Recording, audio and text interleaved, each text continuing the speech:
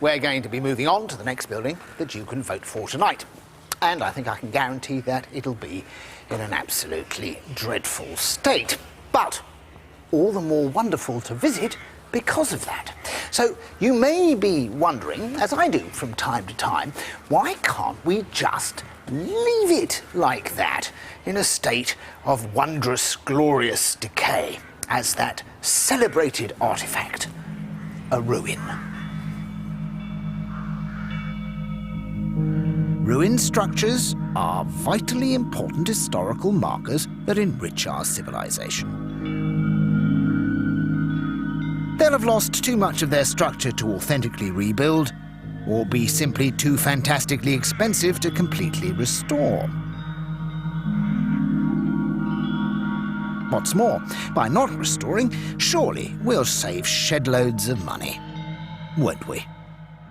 Well, of course not. Here at Witley Court, they've just spent a gargantuan sum of money keeping it looking a complete wreck. And what a magnificent, show-stopping ruin it is. One of the greatest country houses of the Victorian era, Witley Court was built on the riches of the Industrial Revolution. The owners, the Dudley family, were richer than Croesus, and certainly let it all hang out, architecturally speaking. But their pride came before a fall. In 1937, there was a fire which destroyed the grandest wing of the house. What was once the most ostentatious building in the Midlands was now charred, drenched, and smoking. The Victorian money had gone, and the property was made available to salvagers. Everything inside went. The place was gutted. You can even see the chain marks here, where they tried to pull down these magnificent Portland stone columns and sell them off.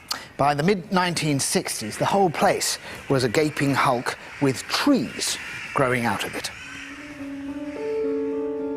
Witley had hit rock bottom. Too dangerous to visit by the public, it was a titanic wreck, way beyond the means of even the richest to restore. However, 6 decades after the fire, a new generation has come to Witley and been bewitched by its appeal.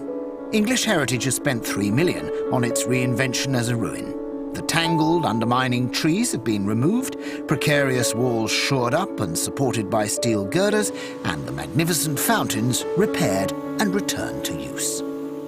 Someone who understands the bittersweet journey that led Witley from wreck to ruined monument is country house expert Giles Worsley. I mean, it's a ruin now, but does that mean that it can just be left? No, because maintaining any old building's expensive. You have to clear the gutters, you have to keep the roof clean.